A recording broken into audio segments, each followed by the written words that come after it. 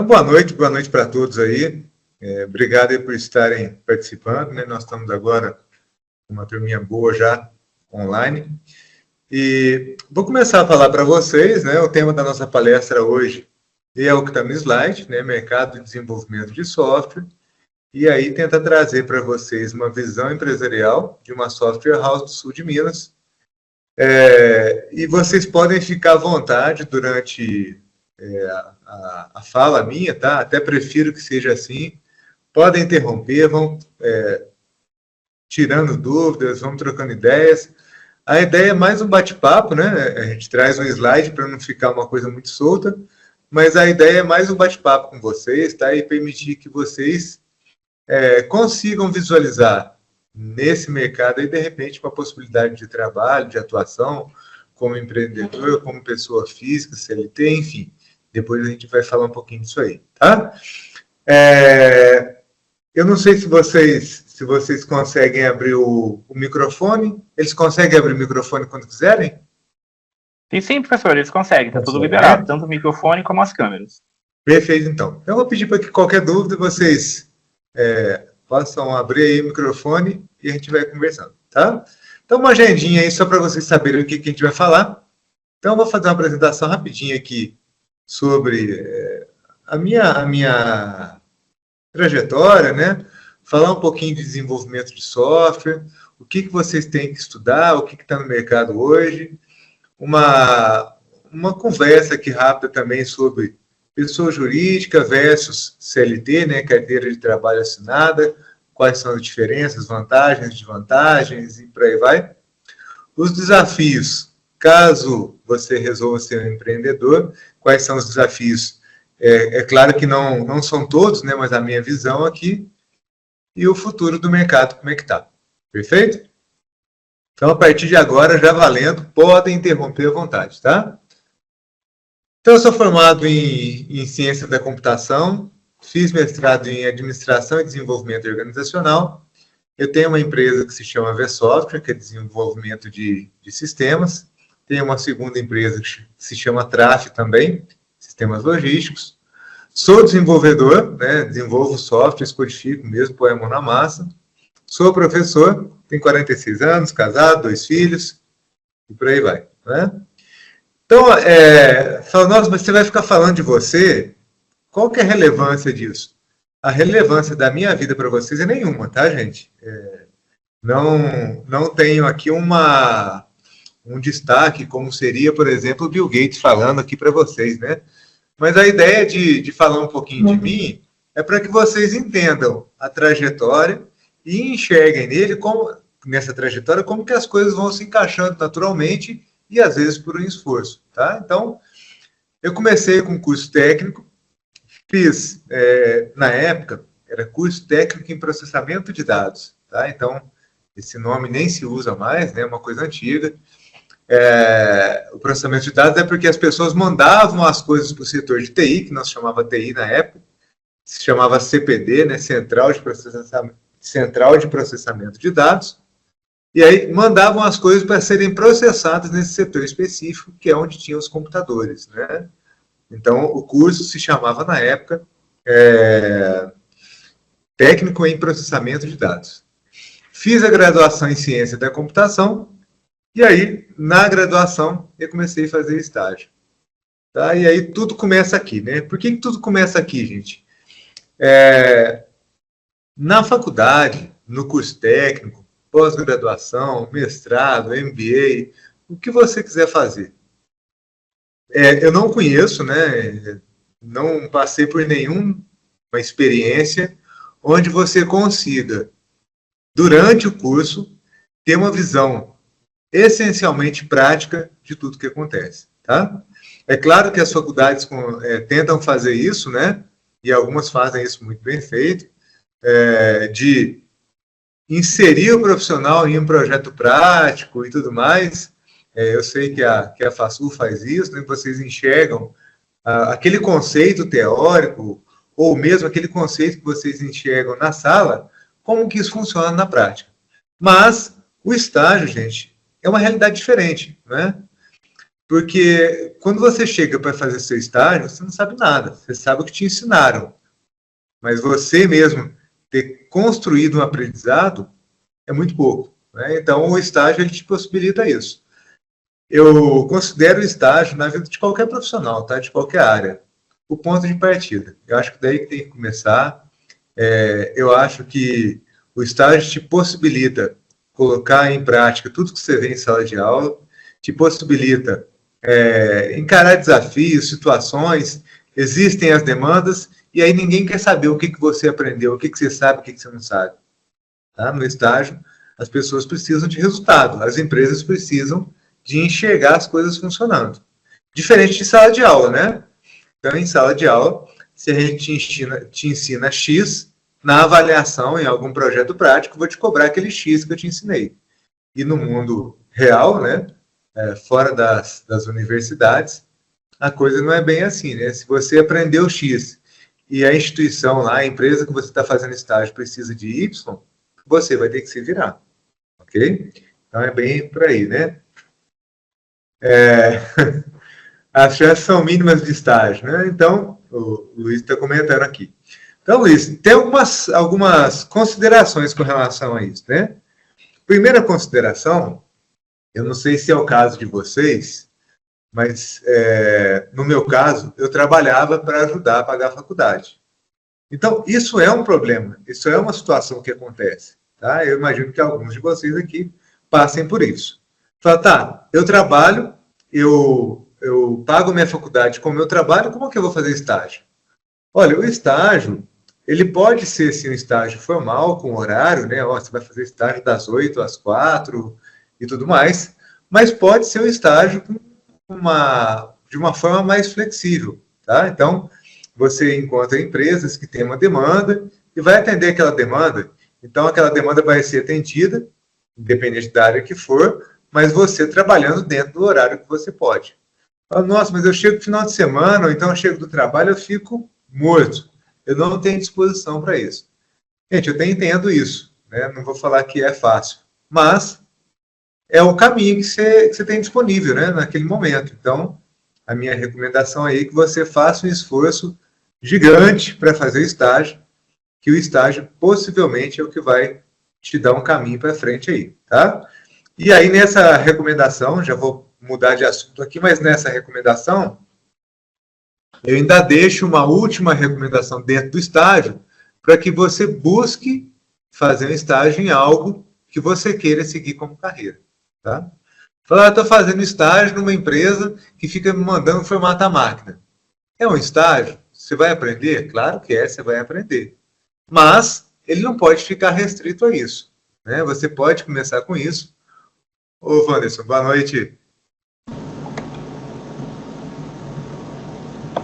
Você pode começar com isso e depois você muda de atuação, né? Então, a recomendação é nesse sentido aí, que você inicie o estágio pensando em algo que você quer para o resto da sua vida, tá? É claro que você pode mudar depois, né? Não existe uma carreira única que você tenha que entrar e seguir, mas enfim, a minha recomendação aqui do estágio, ela é bem forte, sabe? Porque eu entendo que o estágio é onde começa tudo. Bom, com relação à trajetória, gente, por que eu vou falar disso aqui? Para que vocês enxerguem que a vida não é uma linha reta e enxerguem que na vida de um empreendedor também tem os percalços aí. A minha empresa hoje se chama VSoftware, tá? Eu comecei com a empresa que se chamava VSoft. Então, ainda na faculdade, montamos uma empresa de desenvolvimento. Eu e mais o meu sócio atual, né? E eu precisava de fazer alguma coisa, de trabalhar ou montar uma empresa, ou fazer estágio, e aí eu optei por montar a empresa. Só que essa empresa, muito inicialmente no mercado, não tinha cliente, não tinha um faturamento recorrente, né? E eu tinha necessidade disso. E aí surgiu uma oportunidade de trabalho, CLT, carteira assinada, fui convidado e fui para lá. Então, a VSoft foi minha primeira experiência. Nós, entre aspas, quebramos, né? Não vou dizer que nós quebramos no sentido de deixar dívidas e tudo mais, mas a empresa não tinha lucratividade suficiente para poder manter a gente nela. Então, fui para a CLT, fiquei 5 anos trabalhando com CLT, e aí um dia, conversando novamente com o meu sócio atual, que era também sócio nessa Vsoft, nós reorganizamos a vida aí para fundar a Vsoft, e hoje já tem quase 20 anos que nós estamos juntos, né? Então, posso dizer aí que deu certo. Então, a Vsoft hoje é o que me mantém, é o meu trabalho, é onde eu fico o dia todo, né? Onde eu desenvolvo as minhas tarefas. E a Traf é uma segunda empresa que nós montamos esse ano para segmentar a atuação nossa no mercado e para fazer a entrada em novas frentes de trabalho aí, de novos softwares.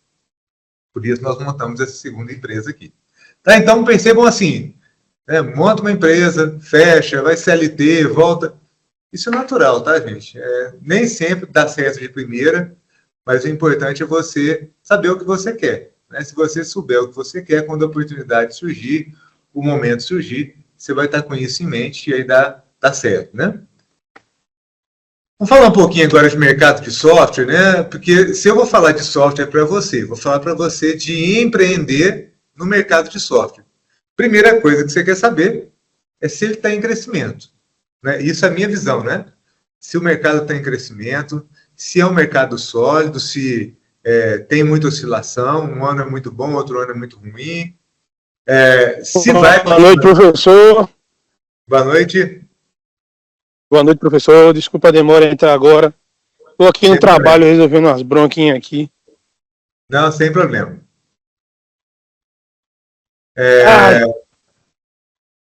Então, se vai continuar crescendo, né? Claro que isso aqui é um tiro no escuro, ninguém tem certeza de nada, mas aí a ideia é a gente pegar uma visão histórica e comentar um pouquinho isso com vocês.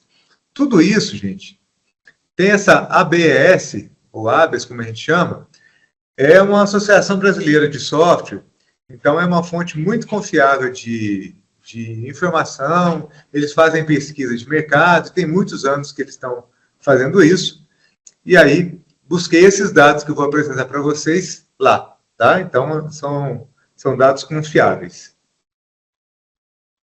O Luiz perguntou aqui se o profissional na área de análise e desenvolvimento de sistemas, o mercado é muito próximo na área que... Não entendi, Luiz. Você quer saber se o mercado tem futuro, se é próspero, se seria isso?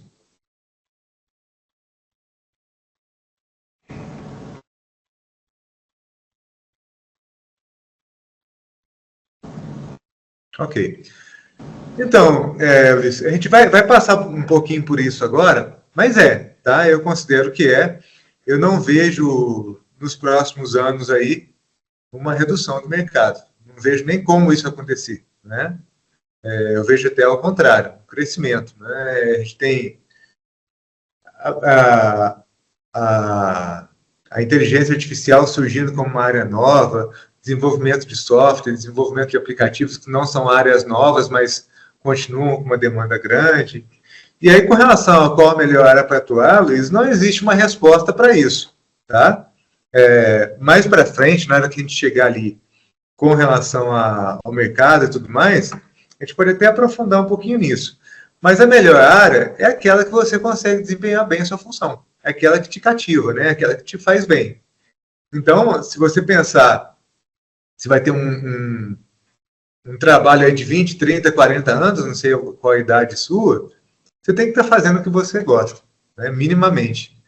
Falar, mas quer dizer que eu vou fazer o que não tem problema, o que não tem situação estressante? Não, não é isso. Né? É que se você tiver em algo que você gosta de fazer, você consegue suportar tudo isso com mais tranquilidade. Então, olha só, gente. Eu peguei aqui os dados. Olha essa primeira pesquisa, de 1993. Tá? Essa estimativa do IDC, que é o mesmo que a ABS usa para fazer a documentação que eu vou mostrar para frente. Então, em 93, já tinha aqui, ó, de 1985, dados históricos, né? De 1990, e ele já fazia uma projeção aqui para os anos 2000. Então, vamos pegar aqui o total, tá? Então, em 1990, olha, se eu pegar de 85 para 90, já teve uma mudança mais que o dobro, né? Então, em 5 anos aí.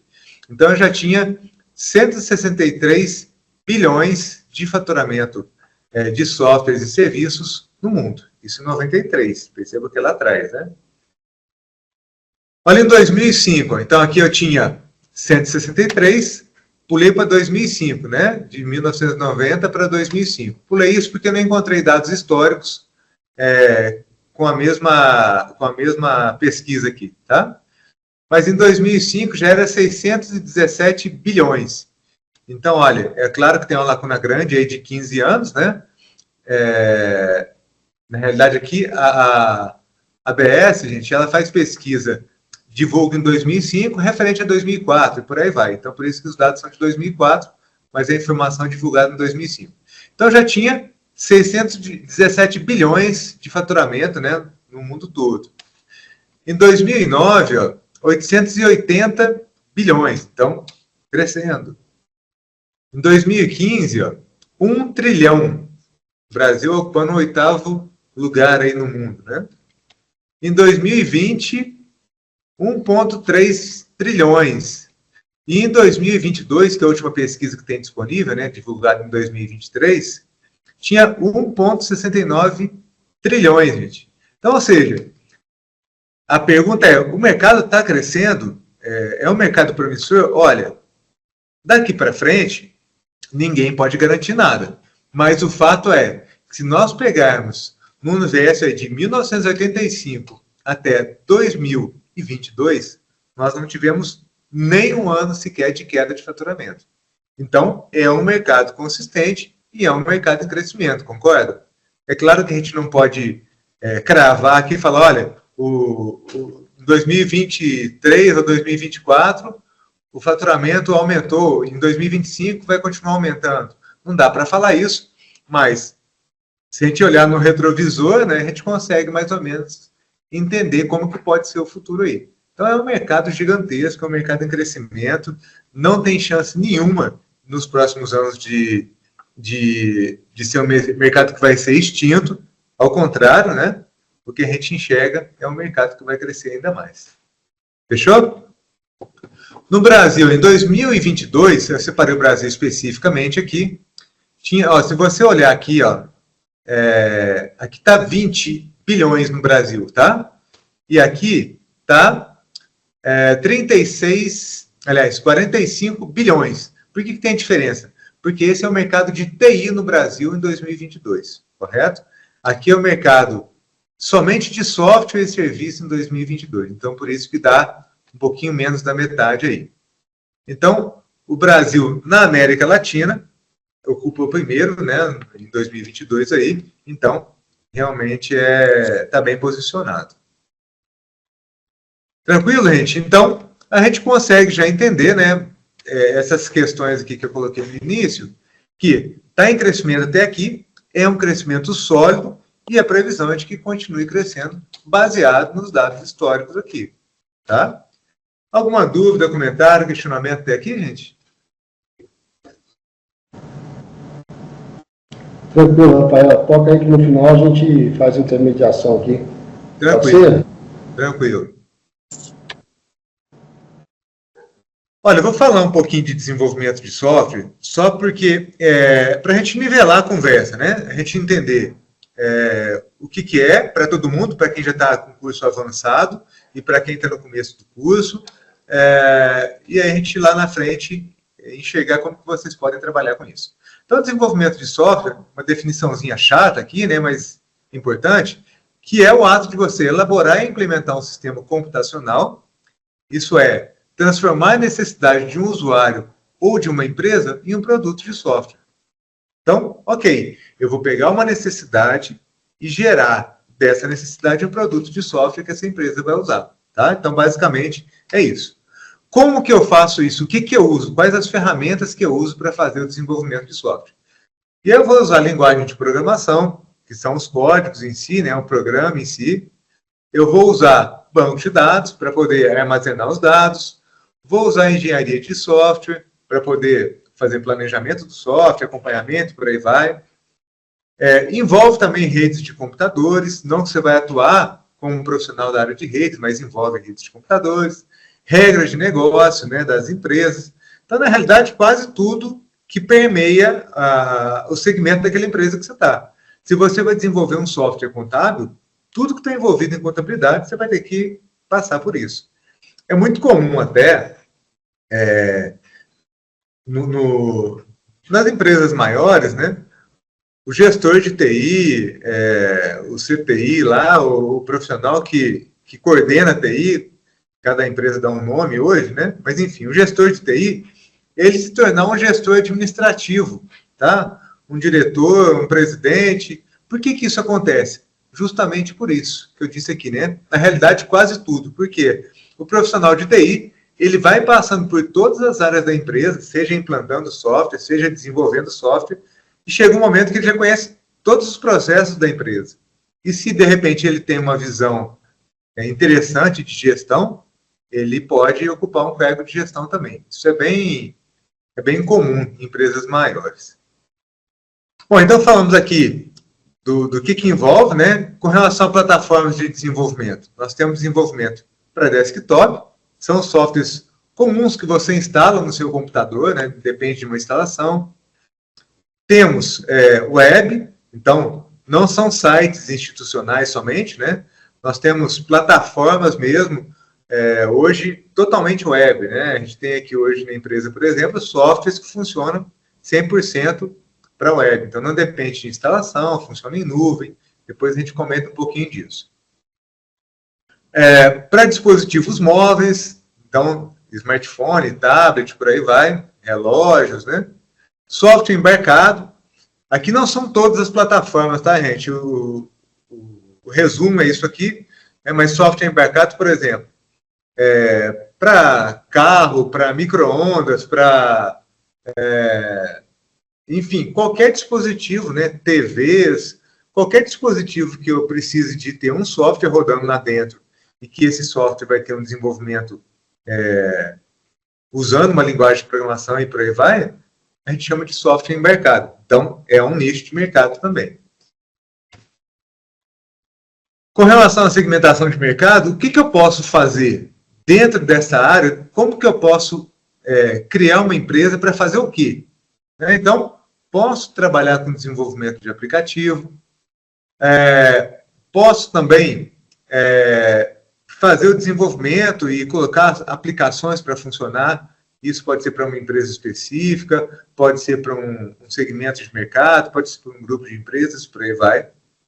Posso trabalhar também com software de infraestrutura, são esses softwares que rodam, por exemplo, em switch, equipamentos de rede, equipamentos de modem, enfim. Vocês podem estranhar falar modem, tá, gente? Fala, nossa, modem é coisa antiga. Não é não, tá? A sua internet hoje funciona com modem também, ainda que mais lá nos backbones, mas ainda ele se usa. Posso trabalhar também com consultoria. Consultoria seria você pegar softwares e fazer a implantação, fazer esse processo todo, né? De escolha, de treinamento, por aí vai. Posso fazer integração de softwares. Então, isso hoje é uma demanda de mercado gigantesca. Tem empresas que funcionam hoje 100% baseadas nisso, só em fazer integração de sistemas, né? Então, eu tenho, por exemplo, um software que eu fiz, criando uma situação hipotética aqui, né? Fiz um software para lançamento de notas. E a Fasul tem um software dela de financeiro. Então, eu preciso de conversar o meu lançamento de notas, o acadêmico, lá com o financeiro. Então, eu vou conversar os dois sistemas, fazer a integração dos dois sistemas aqui. Isso é um mercado hoje gigantesco, né? Vocês já devem ter ouvido falar de API, de web services e passa por isso aí. Outsourcing, que são empresas que têm a necessidade de desenvolver um produto, mas não têm equipe de TI própria para fazer isso. Realizar suporte, né? Suporte técnico, isso pode ser em sistema, pode ser na gestão da TI em si mesmo. treinamento e por aí vai. Então, a segmentação de mercado, gente, não é só isso aqui, né? Isso aqui são algumas ideias aqui que eu pus para vocês. E aí tá, quais que são as bases, o que você tem que aprender? Isso aqui não é uma bíblia, tá, gente, para você seguir, é só uma primeira ideia, o que está mais no mercado hoje, mas se eu for falar em linguagem de programação, hoje as principais passam por essas aqui, né? C#, Java, JavaScript, Angular, Node.js, React, Swift, Go, e aí tem uma infinidade de linguagens de programação, tá? E também tem linguagens focadas em back-end e front-end. Isso hoje é muito comum, é o padrão hoje do mercado, a gente trabalhar com back-end e front-end. O front-end é a visualização que você tem ali com o usuário, e o back-end é todo o trabalho complexo, né, de cálculo, de validação, de gravação dos dados. Isso fica no que a gente chama de back-end. Então, essa divisão hoje, ela é essencial, principalmente em aplicações que trabalham via web, para poder funcionar. Com relação aos sistemas de gerenciamento de banco de dados, alguns aqui, né, de novo, tem uma infinidade, tá?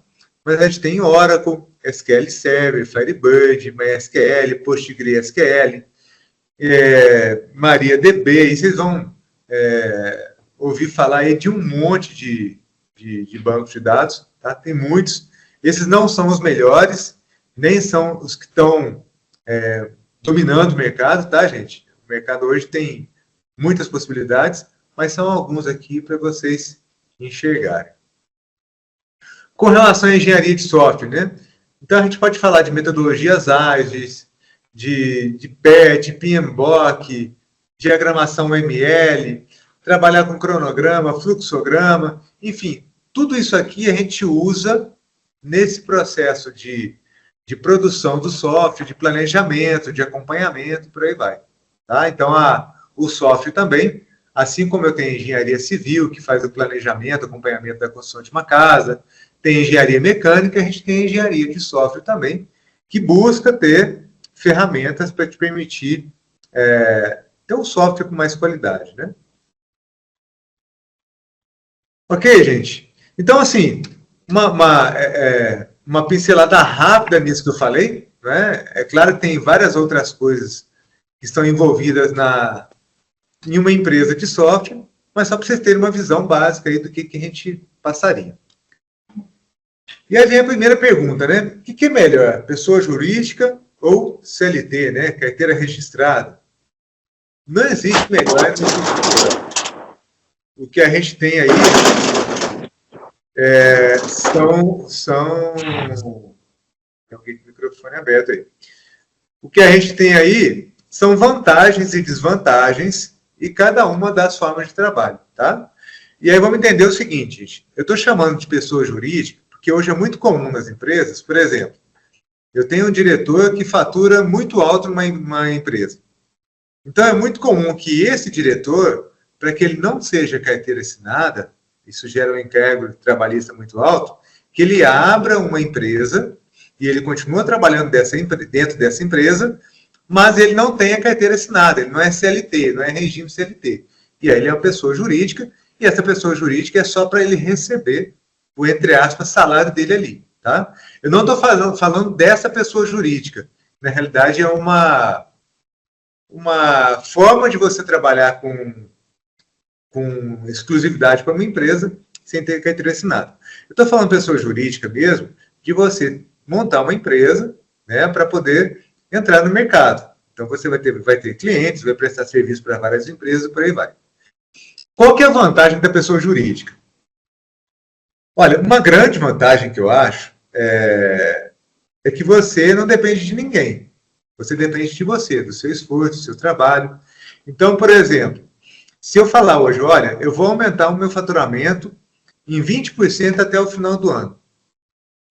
Se você é CLT, o que você tem que fazer? Você tem que fazer um planejamento dentro das possibilidades da empresa, de subir na carreira, ou de alguma forma assumir mais responsabilidades, para aumentar esses 20% que você deseja. Não é? Mas mesmo assim, você depende da empresa querer isso ou não.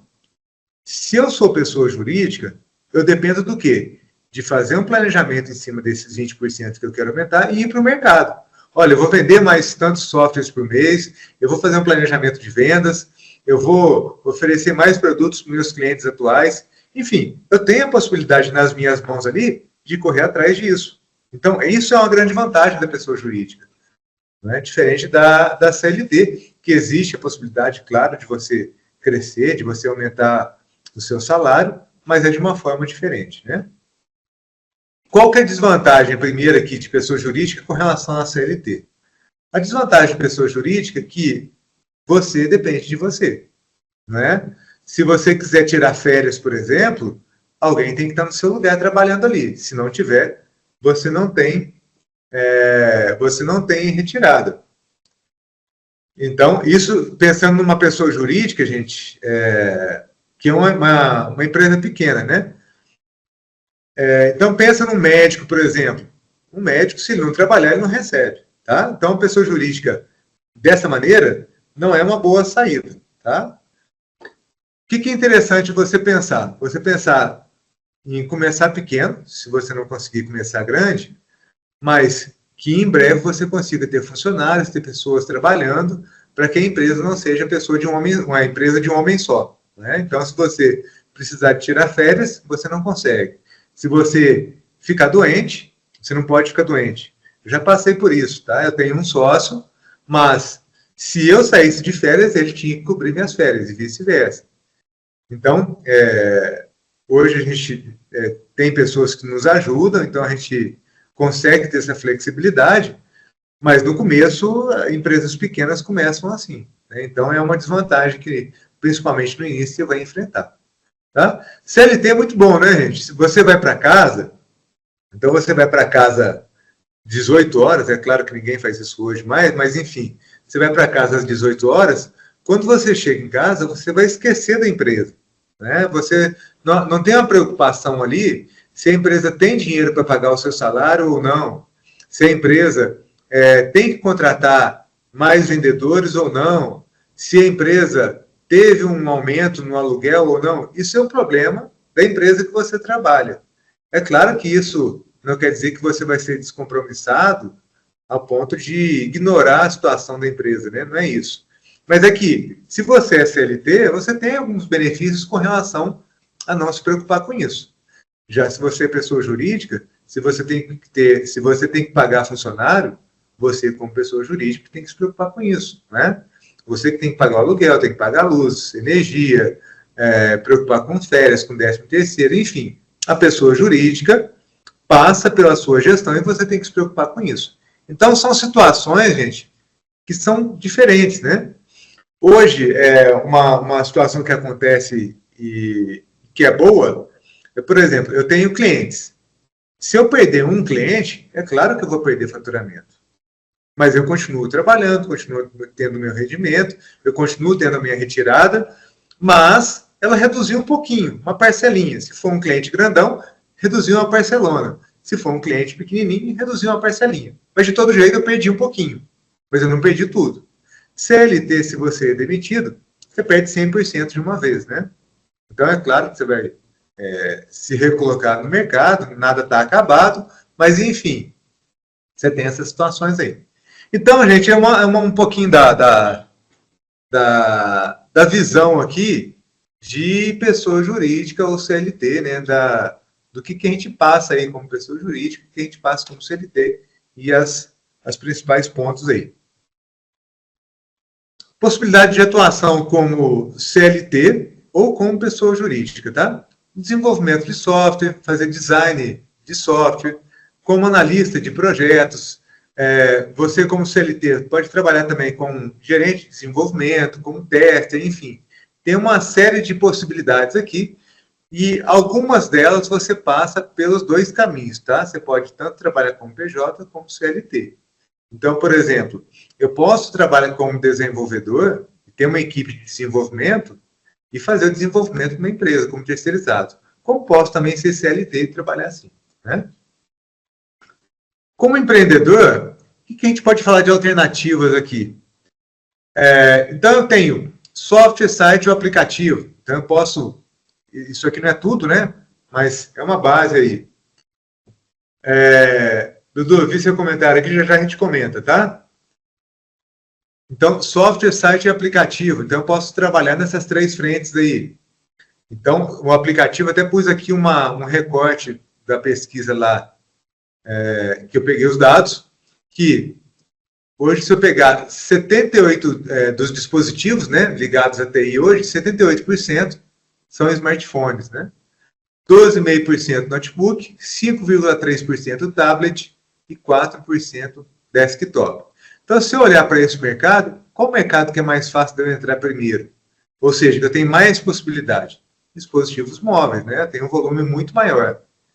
Quer dizer que vai ser mais rentável, que vai ser tranquilo? Não, quer dizer só que você tem mais dispositivos, então te dá mais possibilidade de ter cliente.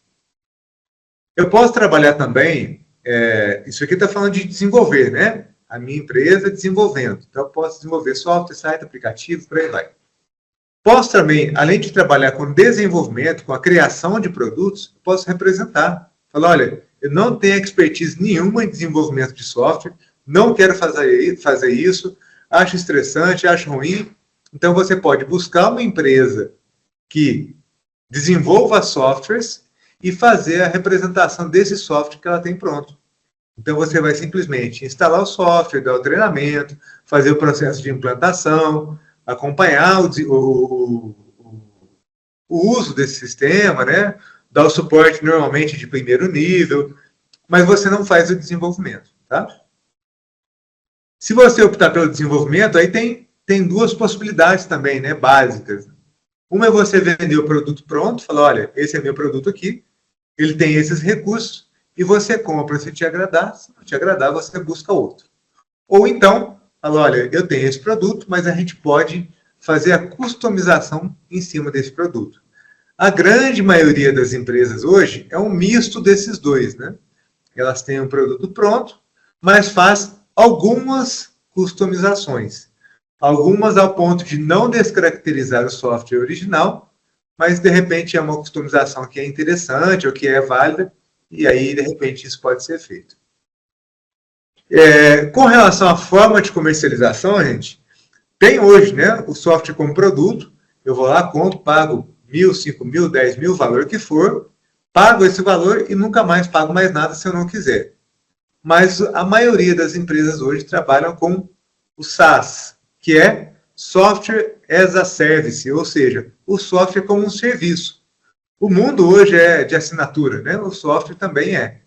Então você contrata um software, paga um valor mensal para manter esse software, parou de pagar, você para de ter acesso ao software. Então é uma assinatura. Igual vocês fazem com Netflix, com Spotify e outros aí, né? É uma assinatura. E o que é muito interessante, né? Se você tem uma recorrência mensal de faturamento, você tem uma previsibilidade. Isso é muito bom, né? E aí, gente, assim, vamos falar um pouquinho de alguns erros que eu passei por eles, né? E aí eu acho válido comentar com vocês para evitar que vocês passem pelos mesmos erros que eu passei. É claro que vocês podem cometer outros, né? Mas pelo menos esses vocês já sabem que existe. Primeira coisa, você focar no produto e não focar na empresa. Então, às vezes, a empresa de desenvolvimento de software, principalmente porque normalmente são pessoas técnicas, vai ficar muito preocupada em desenvolver software. Eu quero criar software. Gente, eu vou dar uma acelerada aqui que está em cima da nossa hora. Então, eu vou criar software, mas eu não foco na empresa, em colocar a empresa no mercado, né? Outra coisa, focar no cliente e não focar na empresa. Às vezes eu fico muito resolvendo o problema de um cliente específico e deixo de vender para 50 outros clientes porque eu estou preocupado em atender aquele cliente específico. De repente é um cliente importante, né? Outro ponto aí, não ignorar a gestão. Gestão é importantíssimo, principalmente no começo. E também esquecer do setor de vendas, né? Ficar muito focado na área técnica e esquecer o setor de vendas aí. Então, são alguns erros aí que eu cometi e que eu deixo aí de dica para vocês não cometerem. E aí, desenvolvimento de software, né? Tem mercado, tem IA surgindo com muita demanda, tem muitos produtos para serem desenvolvidos, o mercado não para. Todo dia você tem uma solicitação nova, uma situação nova, regras novas, legislação nova, e tudo isso vai exigindo que o mercado de software seja atendido aí. Tá? Vou deixar aqui, eu vou dar uma olhadinha aqui no chat, né? O que vocês colocaram, mas já deixo aqui meu telefone, meu contato, para que caso alguma coisa fique de fora aí, se vocês quiserem me chamar, vocês fiquem à vontade. Bom, Rafael. Brigadaço demais, eu não pude estar aqui no comecinho, está com um probleminha de iniciar a máquina aqui. Não, por nada, eu que agradeço pelo convite. Isso. Então, aqui em nome do nosso mantenedor, professor José, em nome do nosso diretor, professor Rogério, em nome de todo mundo aqui da FASUL, a gente agradece aí pela sua participação e esperamos no futuro contar com você em outras possibilidades, né? O Rafael, gente, eu gosto muito de... obviamente, eu tenho que enaltecer o Rafael, porque o Rafael, a gente trabalhou muito juntos, né? Durante muito tempo em algumas instituições, né? Eu como professor e o Rafael sempre ali na beirada, além de professor, né, coordenador de curso, também como empresário, né? E obviamente foi uma honra trabalhar do seu lado, né, no período que a gente ficou juntos lá na instituição. E eu tenho certeza que a VSoft é um sucesso e vai crescer cada vez mais, né? E eu agradeço demais por você ter vindo aqui compartilhar um pouco dessa sua vida de empresário, inclusive falando aí dos seus erros, das coisas que aconteceram, né? E é muito legal, porque eu acompanhei o seu crescimento, né, como empresário. Então, isso, a olhos vistos, assim, é importante deixar claro para o pessoal que é possível, né? Que a gente consegue empreender, por mais que a gente erre, igual você falou aí, quebrou a primeira, depois veio, continuou, enfim. Então, isso a sua história como um empresário aí de uma software house é muito bonita, né? Então, eu te parabenizo mais uma vez e te agradeço muito por estar aqui compartilhando isso com o pessoal. Obrigado demais. Bom, não agora para responder o chat? Isso. Não, tem sim. Tem? Eu vi que na hora que você falou se tinha alguma pergunta, tal, eu vi que o Robson também é professor aqui da casa, né? E que levantou a mãozinha e depois abaixou correndo, porque eu acho que eu cortei o barato dele, né? Não, boa noite, primeiro aí, obrigado, professor Rafael, obrigado aí, professor Anderson, pela palestra, muito bom. Para ser muito sincero, até tenho algumas dúvidas, sim, mas aquela hora eu cliquei errado, por isso que eu apaguei muito rápido. Eu ia passar a palavra para você primeiro aí, para você fazer. Não, mas então eu faço a minha pergunta, sim, para o professor Rafael, porque tentar ser bastante rápido. Eu vim da área acadêmica, então eu sempre trabalhei, né, na área acadêmica como professor. Estou finalizando o meu doutorado e eu vejo que a gente vai entrando na área acadêmica e em algum momento pensa às vezes em diversificar. Não quero ficar só como professor, quero trabalhar também às vezes no setor privado, como empresa própria ou como desenvolvedor, CLT, MEI, alguma coisa do tipo. Só que foi um ponto que você falou lá no comecinho do estágio. Quando a gente fica muito na área acadêmica, a gente especializa demais em algum ponto, tem muito conhecimento, mas falta prática. O que você dá de sugestão, o que você tem sobre essa área, assim, no geral? Professor, hoje você não trabalha, você só dá aula, então?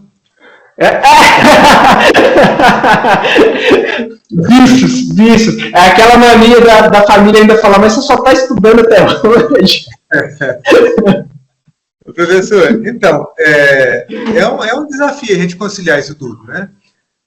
Alguns alunos me perguntam que por exemplo, não tem oportunidade de fazer estágio, não tem oportunidade de dedicar um tempo fixo. Eu acho que, por exemplo, você pegar um projeto social, né? Tem uma escola estadual que está precisando de alguma coisa que eu possa ajudar e que no futuro vai servir como experiência para um negócio meu. É um caminho, né? Pega uma instituição filantrópica, que de repente você pode atuar com mais flexibilidade e de repente nesse momento você não consegue cobrar por isso. Então eu acho assim, o caminho ele passa no primeiro momento muito por abrir mão, sabe? Abrir mão de cobrar, abrir mão de receber, porque você não tem experiência suficiente ainda para fazer esse trabalho, para poder criar um histórico, né? Um case para você apresentar nos próximos aí. Agora, se você de repente tem já um conhecimento suficiente para cobrar, busca, né, dessa maneira mesmo, fora do horário de trabalho, final de semana. Quando eu comecei a minha empresa, aquela primeira que quebrou, eu estudava de manhã e fazia estágio à tarde. Então, eu estudava de manhã, fazia estágio à tarde, e à noite eu desenvolvia o produto que eu ia vender depois, sabe? Então, era cansativo pra caramba, mas, enfim, um caminho, né? Sim. Eu acho que, professor, é muito nisso, né? De encontrar alguma situação que você possa trabalhar sem ter que ficar vinculado, né? Com horário, com tudo mais, tenha flexibilidade. Tá certo, obrigado. Nada, imagina. Rafael, vamos lá. A Dudu está falando aqui, eu vou para PJ, minha área de atuação será desenvolvedor, a equipe será eu mesmo e ninguém mais. O Jorge está falando aqui, desde que iniciei o curso de ADS, me identifiquei na área de front-end. Qual dica para quem está iniciando? Então, pegando aí do Dudu e do... Quem foi? O Jorge, né? Jorge, aham. Bom, desculpa, eu não escutei o finalzinho da segunda pergunta. Para quem está iniciando, né? Achei aqui. Então, olha só. Eu acho que o caminho é você criar alguma coisa do zero. Né? Pega uma necessidade e fala, não tem como fazer estágio. Pega uma necessidade, desenvolve alguma coisa do zero. Né? Olha, eu vou pegar lá o Netflix e vou desenvolver um front-end meu copiando o Netflix. Vou desenvolver um front-end copiando algum site que eu achei interessante. E aí você vai bater a cabeça muito até chegar naquele resultado que você quer. A maioria dos cursos hoje, ele já tem alguma coisa prática que te orienta, né? Que te dá um norte. Então, eu acho que para começar, já que você quer front-end, é isso aí mesmo. Pega sites que você considera que são bons, pega um curso específico para front-end, dentro daquilo que você entende que é interessante, e tenta replicar. Né? Isso pode até você depois colocar como resultado lá no seu LinkedIn. Então, enfim, isso começa a criar um corpo aí de trabalho que você fez, de repente não foi remunerado, mas já serve de experiência. Agora, Dudu, se você, mudando já para a segunda pergunta aí, se a equipe vai ser você mesmo, isso aí não tem problema, isso aí é um começo, né? A gente começa assim, depois vai tentando bater cabeça mais forte, né? Dá certo. Certinho, professor.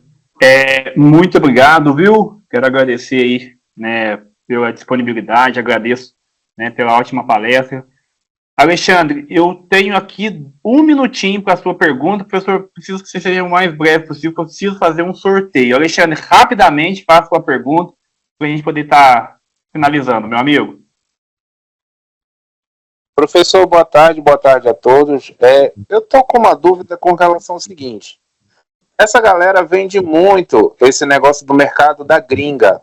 Esse mercado é verdadeiro ou isso é balela de venda de curso de mercado? Olha, existe, tá? O que aconteceu? Isso está muito em alta, porque na pandemia surgiu a necessidade gigantesca de desenvolvedores, não tinha desenvolvedor. Na realidade, esse mercado já existiu, tá? Já existia, sempre existiu. Mas na pandemia isso ficou mais forte. E é o que eles fizeram, na falta de profissionais, eles começaram a contratar de outros países. Então se criou um mercado gigantesco, né? E eles pagam, por exemplo, um desenvolvedor que lá recebe 15 mil, 12 mil dólares, aqui eles pagam 4, 5 mil dólares. Então compensa. O que vem acontecendo é que você tem uma avalanche de cursos te vendendo que isso aí é fácil. Não é. Tá? Falar, você faz o meu curso, no final 80% dos meus candidatos já conseguem se aplicar para alguma vaga. Não é assim. Tá? A maioria das empresas hoje querem desenvolvedor que já tem alguma experiência, que seja de júnior para pleno já. Então, existe, mas não acredita nessa facilidade que eles colocam aí, não, que não é assim. Tá? Mas existe esse mercado. Obrigado, professor. Obrigado. Muito obrigado, viu, professor? Agradeço aí a todos vocês que ficaram até aqui comigo, com o professor. Professor, agradeço mesmo, tá? Foi muito bom, foi extremamente esclarecedor. Espero que nossos alunos tenham aí gostado, né, da palestra de hoje. Professor, em nome da FASUL, né, como o professor Wanderson bem falou, agradecemos de fato e esperamos o senhor aí em outra oportunidade, tá bom? Gente, vou realizar aqui... Obrigado, viu, professor? Vou realizar aqui rapidamente o sorteio. Se você tem aula, corre para a aula assim que eu finalizar aqui, tá bom? Vou jogar no sorteador aqui. Vamos ver quem será o contemplado com uma bolsa. Ok? Hector, tá na sala, Hector? Hector? Não? Então vamos lá, vou jogar de novo aqui. Que a gente faz ao vivo. Vamos lá. Próximo nome é a Ana Helena Silva Collins. Está? Ana Helena? Não? Então vamos lá. Vou jogar de novo aqui.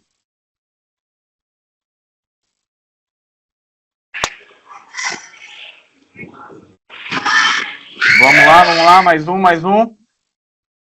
Diane Fernandes. Diane Fernandes está. Diane, se manifeste, Diane por favor. Fernandes.